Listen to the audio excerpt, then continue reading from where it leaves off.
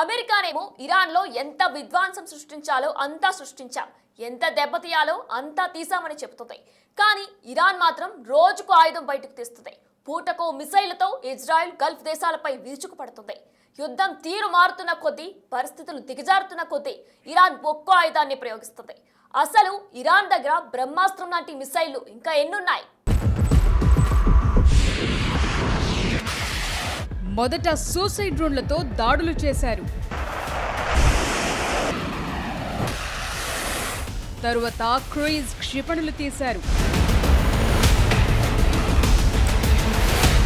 మూడో దశలో బ్యాలిస్టిక్ మిసైళ్లు వేశారు.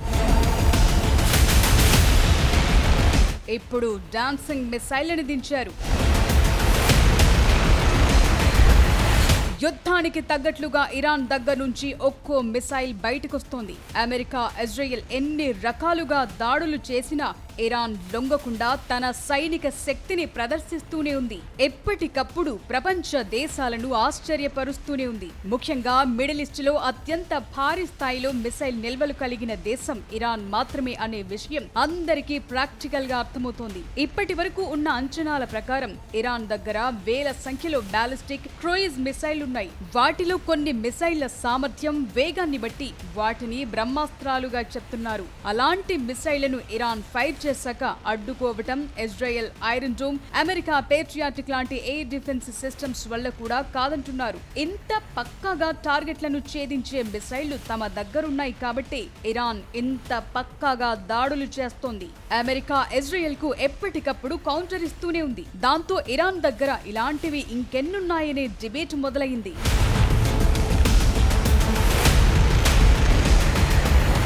ఇరాన్ ఆయుధ సంపత్తిలో అత్యంత శక్తిమైనదిగా భావిస్తున్న మిసైళ్లు ఏవైనా ఉన్నాయా అంటే అవి ఫతా-1, ఫతా-2. ఇవి హైపర్సోనిక్ మిసైళ్లలో రెవల్యూషన్ అని చెప్పాలి. ఈ క్షిపణులు ధ్వని కంటే 12 నుంచి 15 రెట్లు ఎక్కువ వేగంతో ప్రయాణిస్తాయి. వీటిని అడ్డుకోవటం అంటే ప్రస్తుతానికి ఎలాంటి మిసైల్ డిఫెన్స్ వ్యవస్థకైనా దాదాపు అసాధ్యమే. ఎందుకంటే ఇవి గాల్లోనే వాటి దిశను మార్చుకోగలవు. రాడార్లు కూడా వీటిని ట్రాక్ చేయటం కష్టం.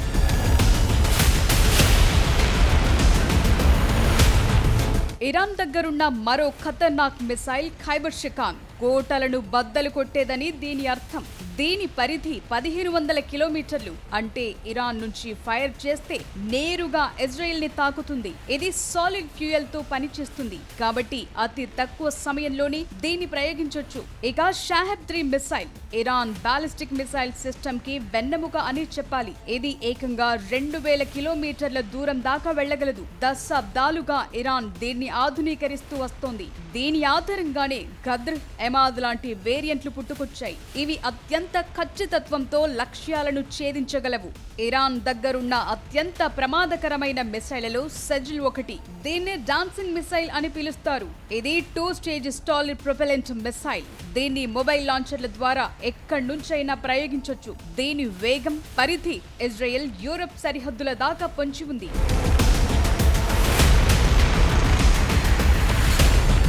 ఫతా-2 హైపర్సోనిక్ మిసైల్, ఖోరమ్ షెహర్-4 బాలిస్టిక్ మిసైల్, పవేహ్ cruise missile, Shahed suicide drone లాంటివి సుదూర లక్ష్యాలను చాలా ఖచ్చితత్వంతో ఛేదిస్తాయి. ఇవే కాదు, ఇరాన్ దగ్గర ఇలాంటి మిసైళ్లు బోలెడన్నున్నాయి. తక్కువ దూరంలోని లక్ష్యాలను ఛేదించేందుకు ఒక రకం, సుదూర లక్ష్యాలు ఛేదించేందుకు ఒక రకం, యుద్ధ విమానాలను కూల్చేందుకు, యుద్ధ నౌకలను పేల్చేందుకు, శత్రువుల స్థావరాలపై దాడులు చేసేందుకు, ఇలా అనేక రకాల దాడుల కోసం వివిధ రకాల మిసైళ్లున్నాయి. అవన్నీ వేటికవే యుద్ధ భూమిలో దడపుట్టిస్తున్నాయి. అవతలి వైపు నుంచి అమెరికా, ఇజ్రాయెల్ ఎన్ని రకాల మిసైళ్లు ప్రయోగించినా ఇరాన్ వెనక్కు తగ్గకుండా తన మిసైళ్లతో సమాధానం చెప్తోంది. సమయానికి తగ్గట్టుగా, పరిస్థితులు మారుతున్నట్లుగా ఇరాన్ తన మిసైళ్లను బయటకు తీస్తోంది. ఖచ్చితమైన దాడులు చేస్తూ అమెరికాకు కొరకరాని కొయ్యగా మారింది. మిసైళ్లతో పాటు ఇరాన్ తన ఆత్మాహుతి డ్రోన్లతో శత్రువులను వణికిస్తోంది. ముఖ్యంగా షాహెద్ డ్రోన్లు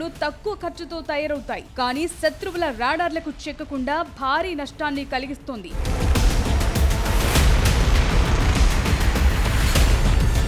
గడచిన దశాబ్దాల్లో ఇరాన్ మిసైల్ టెక్నాలజీని సొంతంగా డెవలప్ చేసుకుంది. శత్రు దేశాల దగ్గర ఎంత ఆయుధ సంపత్తి ఉన్నా వాటిని తిప్పికొట్టగలిగే మిసైళ్లు, డ్రోన్లు ఇరాన్ దగ్గరున్నాయి. అందుకే అమెరికా మేం విధ్వంసం సృష్టించాం, ఇరాన్ ని కోలుకోలేని దెబ్బతీశామని చెప్తున్నా వార్ గ్రౌండ్ లో రియాలిటీ మరోలా ఉంది. అండర్ గ్రౌండ్ మిసైల్ సిటీల నుంచి ఇరాన్ నిరంతరం కొత్త ఆయుధాలను బయటకు తీస్తూనే ఉంది. ఇరాన్ ఇంకా ప్రయోగించని మిసైళ్లు, రహస్య క్షిపణులు కూడా ఉండొచ్చని రక్షణ నిపుణులు అంచనా వేస్తున్నారు.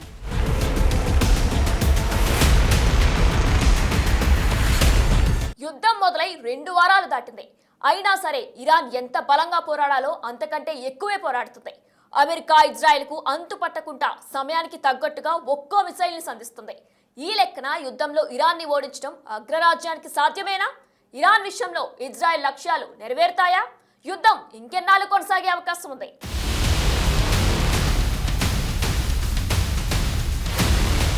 రోజులు మారుతున్న కొద్దీ ఆయుధాలు మారాయి, దేశాల శక్తి సామర్థ్యాలు మారాయి. వాటికి తగ్గట్లుగానే యుద్ధాల తీరు కూడా మారింది. దశాబ్దాల కిందట సరిహద్దుల్లో సైన్యం తలపడేవారు, కానీ ఇప్పుడు అలా కాదు. ఉన్న చోటు నుంచే యుద్ధం చేసేస్తున్నారు. డ్రోన్లు, మిసైళ్లతో ఎక్కడ అవసరం అనుకుంటే అక్కడ దాడులు చేస్తున్నారు.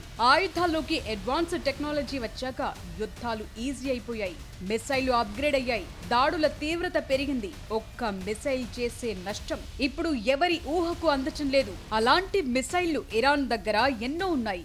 యుద్ధం మొదలై 2 వారాలు దాటింది. అయినా సరే ప్రపంచ దేశాల అంచనాలను తలకిందులు చేస్తూ ఇరాన్ అగ్రరాజ్యం అమెరికాకు, ఇజ్రాయెల్ కు గట్టి సవాల్ విసురుతోంది. యుద్ధం మొదలైన తొలి రోజే Iran supreme leader Ayatollah Ali Khamenei మరణించిన కొత్త సుప్రీం లీడర్ ముజ్తబా ఖమేనీ నాయకత్వంలో ఇరాన్ తన పోరాట పటిమను చాటుతూనే ఉంది. ఇందుకు ఒకే ఒక్క రీజన్, ఇరాన్ దగ్గరున్న అత్యాధునిక మిసైళ్లే. ముఖ్యంగా సిజిల్ గా పిలిచే డాన్సింగ్ మిసైల్ ని ఇరాన్ రంగంలోకి దించడంతో అంచనాలు మారిపోయాయి. ఇది గాల్లో తన దిశను మార్చుకుంటూ శత్రు రాడార్లకు చిక్కకుండా లక్ష్యాలను ఛేదిస్తుంది. అందుకే దీన్ని డాన్సింగ్ మిసైల్ అని పిలుస్తోంది ఇరాన్.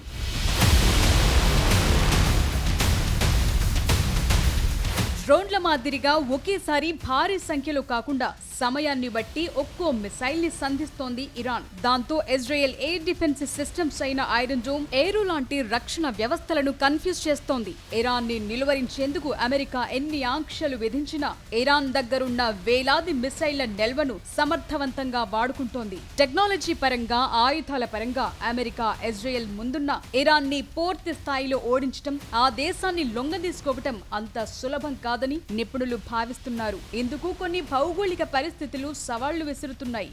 ఇరాన్ విస్తీర్ణంలో చాలా పెద్ద దేశమే. కేవలం వైమానిక దాడులు, మిసైల్ అటాక్స్ తో ఆ దేశాన్ని లొంగదీసుకోవటం అసాధ్యమంటున్నారు. అలాగని క్షేత్రస్థాయిలో సైన్యాన్ని పంపాలంటే లక్షలాది మంది సైనికులు కావాలి. ఇది అమెరికాకు భారీ వ్యయంతో కూడుకున్న పని. ఇప్పటికే ఇరాన్ ని ఓడించేందుకు అమెరికా వాడుతున్న ఆయుధాలు చూశాక వేల కోట్ల రూపాయలు వృధా అవుతున్నాయనే చర్చ జరుగుతోంది. ఈ పరిస్థితుల్లో యుద్ధం మరోలా చేసే సాహసం అమెరికా దాదాపుగా చేయదనే వాదన వినిపిస్తోంది.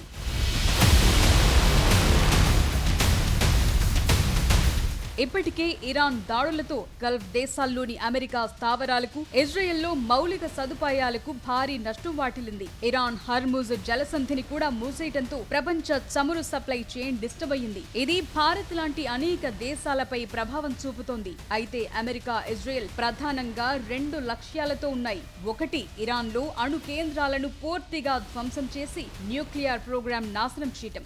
మరొకటి, ఇరాన్ లో ఇస్లామిక్ పాలనని కూల్చి కొత్త ప్రభుత్వాన్ని ఏర్పాటు చేయటం. అలీ ఖమేనీ మరణం ఇరాన్ ప్రభుత్వానికి పెద్ద ఎదురుదెబ్బే అయినా అది ఇరాన్ సైన్యాన్ని బలహీనపరచలేదు. పైగా విరామం లేని దాడుల వల్ల ఇరాన్ ప్రజల్లో దేశభక్తి పెరిగి ప్రభుత్వానికి మద్దతు పెరుగుతుందనే విశ్లేషణలు వినిపిస్తున్నాయి. కాబట్టి ఇజ్రాయెల్ అనుకుంటున్నట్లుగా కంప్లీట్ విక్టరీ అనేది ఇప్పట్లో సాధ్యమయ్యే ఛాన్స్ లేదు. ప్రస్తుత పరిస్థితులు చూస్తుంటే ఇది సుదీర్ఘ యుద్ధంగా మారే అవకాశాలు కనిపిస్తున్నాయి.